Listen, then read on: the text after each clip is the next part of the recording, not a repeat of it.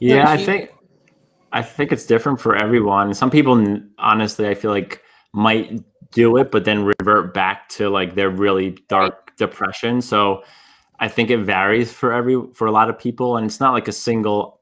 I think it's a culmination of events and a culmination of like choices that my patients make to help them start to pivot and sort of tap into that happiness a little bit more.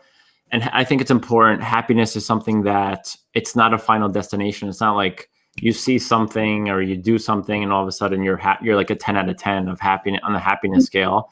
I think it varies from person to person, but I think consistency is something that's very important. And then the process of trying to get to happiness is something else that's very, very important.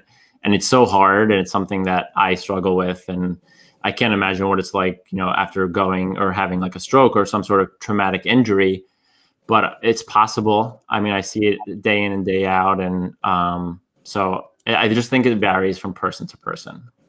Absolutely. And I think I know for me, because I'm all glittery and everyone always just sees when I'm super happy. But I remind people, I'm like, there were times right in the very beginning where, like, I remember the one picture I stood up out of the wheelchair and I smiled and I did this. No one, if you really look at my eyes, you can see how much pain. And then I had to sit down and I felt like I was going to pass out. But for that fraction of a moment, I held on to it. And I know for me, it's always a journey. Like every day I try and write what I'm grateful for. And Maddi has always encouraged me to, for a while there, I hadn't been journaling. And then you beat yourself up like, well, dang it, I didn't do it yesterday. So now I'm behind. And she has been such an awesome person at just being like, who cares? Just do it every Sunday, or, just try. And so that's why I'm really grateful. I think it's awesome that you are our first interview that we got to do live, because it's really awesome that you helped with Maddi and got to see her grow and change. I might be helping again in the new year. Well, so Maddi, I would like to hear, some things that you noticed, like maybe different in the beginning, or like, did you see her personality change, like that light finally go, well, I want to, interesting. Now I do want to help people, or was. Yeah, I think for me, I have a little bit of a different perspective too, because I was able to interview Maddi for my book, so I have that perspective. I have that perspective too. But I think a few things. So for Maddi, like one of the things I talk about in the book too is like my patients can see how bad a stroke or spinal cord injury can really be. So I think Maddi spoke to this a little bit when I interviewed her too. And Maddi, you can jump in whenever you want with this. Like, you had a moment when you were an inpatient. And one of the things I talk about in my book is I think it's important to know sort of the continuum of care. Like when you have a stroke, you go to the hospital, and then sort of what your options are after that in terms of rehab. So I talk a little bit about that in the book too. I think that's super important. And I always try to empower my patients so they can make the decision that's best for them, because what's best for Maddi might not be best for you, Tony. So I think it varies from patient to patient. But for Maddi, I think she had a moment where like she saw, and I think it's a common thread for all my patients, when they come to therapy, they see other people who are like a lot worse off than them, and not to discount everything that Maddi was going through. But she had a moment where she was walking. She told me in inpatient therapy, and like she looked over, she was with her brother, and she's able to walk short distances at this time. This was not with me, but she was an inpatient. She was able to walk like short distances with my in the hospital. And then she like looked over after taking like a little bit of a rest break and saw like how bad someone couldn't even like sit out of bed. She had a little bit of a moment where she's like, okay, I can walk. It might be only 20, 30, 40 feet, but I can walk, I can get up. So I think those moments help to sort of start to shift someone's perspective. And then when I started working with Maddi, one thing that I noticed was like how invested she was in like the process of her recovery. She never really got caught up on like the final product. And I think Todd did an amazing job with you. I'm going to throw Todd's name in there. He was another therapist. I thought he did an amazing job in like really talking to you about what your goals were. And they were small goals. You were always constantly working towards little tangible goals and not getting so caught up on like the final product. So I think sticking with the process was something that stuck out with me and something you always have done an amazing job with. And I think has set you up for success in your recovery as well. I will say one of the things that both you and Todd, both of my 2 outpatient therapists, did a really good job with, and that really helped me personally a lot, was when I would come to you guys with goals saying like, okay, I want to get rid of the cane, or, you know, whatever. I want to be able to walk up the stairs. Like, you guys would both give me exercises, and you'd be like, okay, like, we're going to do this in mind of like keeping in mind what my like goal was. But then you would break it down and you'd say like, okay, this is why we're doing this exercise. Like, your hip flexors are weak. And that's going to help you like with your walking or whatever. And like, that's why we need to do this exercise. And for me, it was really cool to like hear all of that and know like, this is why I'm doing this. Like, maybe I'm not going to see progress in like a day or even in a week, but if I keep doing it, like, things will get better. Yeah. And I think if you're just constantly stuck on, for all my patients, if you're constantly stuck on like the way you were prior to your stroke, and you're just lose sight of all the progress you have made, because you've made so much progress when I first met you, from like when you first started from surgery to coming to outpatient. If we don't stop and appreciate our small victories, not only in therapy, but in life, then I don't think anything we ever do will ever be enough. So I think it's important to stick to the process, and just also taking the time to appreciate the small gains along the way. What are your thoughts, Farris and Connie, on like setting standards? Like, okay, and what I mean by that is like, say you have a stroke or a brain injury, spinal cord injury, and like your life looks very different from how it used to be. Like, how about coming to terms with like your new identity, and then like setting new standards? Like, maybe I no longer have the standard of like, I can run 5 miles like I used to, no problem. But like, how do you, both of you, come to terms with like what your new reality is, and then like, how do you redefine and reset your own standards for yourself? You know what I mean?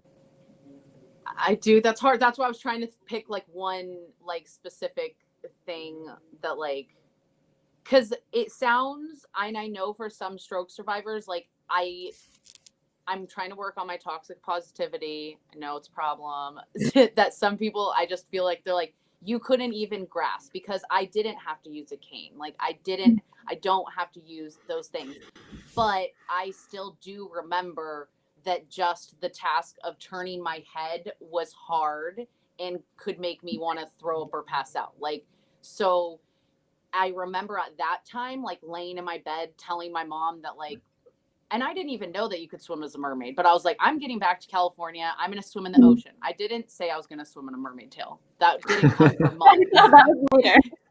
But like, and I get that standard is like a crazy one, but it's kind of, I feel like what Farris said, if you shoot really high, then and I mean, it started with me just sitting with my feet in the pool, just going like this with it. Like, it wasn't, let's full on swim. And it was not easy or pretty. I kind of wish I would have recorded more of that earlier on, was how much I struggled, and I still struggle. But what's funny, and what I think, Kyle from Share Your Stroke of Genius, what helped me was like in my job, bartending, I was constantly reminded that you used to be able to shoot out all those drinks. I remembered everything. I made them all. I went back to bartending. I made 1 drink at a time, Jack and Coke. And then I'd say in my head, Jack and Coke, Jack and Coke, Jack and Coke, Jack and Coke. Like, that was how I had to do things. And when I first went back to bartending, it was ridiculously hard. I cried every single day, but I feel like because everyone in a way was just like, you're fine, you can do it. It made me keep progressing. And I think, which Maddi does, we always set goals that once we crush them, you set another one. Like, you're never like, okay, I'm happy at that. Like, cool, I'm back to working, and I say I can swim as a mermaid in that. Well, now I want to be able to deep dive. Like, I want to be able to scuba dive. Like, I need to always take it up a notch. Always aiming higher. Absolutely. And I think, you know, for me, like being on the other side of it, like as a PT, I always try to like, I think it ties into like one of the things I learned with my patients is like the power of human connection. Like, dialogue with my patients is important, because I think it's easier to do something you want to do versus something you're told to do. I can't for you, Tony, like for you really I don't know much about you, but just from following you a little bit, like swimming, obviously is something you wanted to do. If I was constantly giving you exercises that had nothing to do with swimming, then you might lose interest. And so I think we all have it. All my patients have it in them. My job is to sort of scratch the surface and try to like bring it out of them. So I always try to like, of course, have the conversations with my patients and seeing what their goals are, what they're really interested in, because I think that sets us up for success moving forward. But I think it's important to have those little goals. You have to have some sort of goals to be striving towards. Otherwise, then what's the point? So it's not always easy. And there's so many different variables. And just going back to your point, like every stroke is different. Like it's all about location, where it happens in your brain. So physically you might be fine, but the cognitive processing is something that could be a challenge for a patient. So every single stroke is different. And I think when you compare yourself to other people, that leads to problems too. Problems. But it's not to. Of course. With the connect, yeah, me and Maddi, it's so good to connect, but it also is very hard to not go, oh, well, they went back to that. And it's like, yeah, but well, why can't I do that? And like, I feel like I'm working hard, and like, I definitely go through that, especially like I set minor goals for myself. Like now I want to pick up a cup with my left hand and like take a drink of water or whatever. But it's like, I've made a lot of progress on it. It's gotten so much better, but it doesn't look like I pick up a cup with my right hand and take a sip. Like it doesn't look like that because of my wrist pronating, but that's another whole thing. But what I love, Maddi, is you do a lot of goals, and actually that's what I wanted. I know I went out there, but I love that you do things that will help your life, that it's not just like, oh, I need to be able to do this task on the hand monitor. It's like, I want to be able to pick up a cup. You always do things that are like real life, and I feel like that is why you've crushed things like walking in heels at your friend's wedding. Like, I just think that that's really awesome. I agree. So Tonya, I don't know much about your journey. If you don't mind me asking, like you had a stroke, correct? Did you have it similar to what Maddi had, or no? Was it different? We had the same type of stroke, actually. Okay. But affected in very different ways.